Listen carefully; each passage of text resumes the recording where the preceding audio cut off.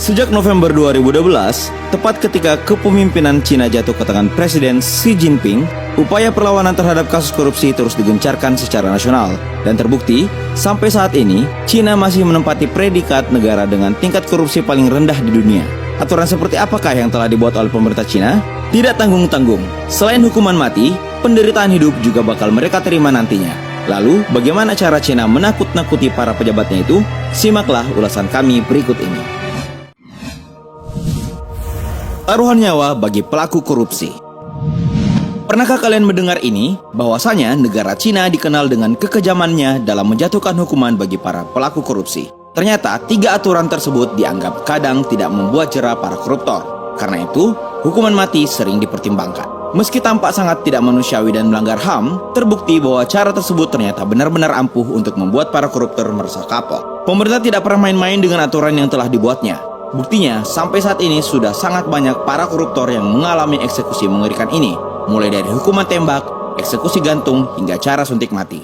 Menurut data Amnesty International, setidaknya terdapat 4.000 orang yang telah menjalani eksekusi setiap tahunnya.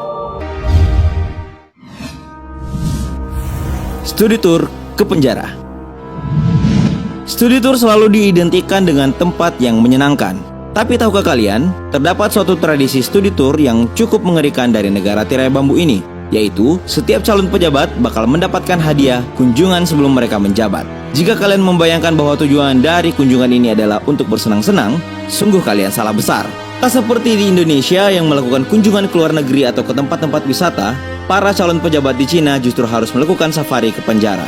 Tentu kalian sudah bisa menebak maksudnya kan? Ya, aturan tersebut diberlakukan wajib agar para calon pejabat tahu bagaimana keadaan para koruptor yang menderita di penjara. Tidak ada fasilitas mewah sama sekali, bahkan perlakuan untuk pelaku korupsi ini sudah seperti narapidana kelas kakap. Kalau sudah begini, dijamin mereka akan berpikir ulang jika hendak mengambil uang negara. Pencabutan jabatan. Jika kalian pikir menjadi pejabat di Cina cukup menyenangkan, harap buang jauh-jauh persepsi tersebut. Di negeri komunis ini, menjadi pejabat berarti harus siap-siap hidup terkekang dengan peraturannya yang sangat ketat dan mengikat. Jangan harap bisa santai-santai atau tiduran saat sidang. Di sana tidak ada istilahnya pejabat melakukan korupsi waktu semacam itu. Ancaman pemecatan di negara itu bisa dibilang sangat tinggi ketimbang yang lain. Pengawasan ketat secara berkala terus diupayakan demi kinerja yang lebih baik. Apa yang terjadi jika ada pejabat kedapatan bermalas-malasan? Secepat mungkin pemecatan bisa dilakukan dengan mudah. Ini sangat berbeda dengan Indonesia yang kalau pejabatnya ketahuan bermalas-malasan, bukannya dipecat, malah makin kaya dibuatnya. Mestinya hal seperti ini patut dicontoh di Indonesia. Dipermalukan.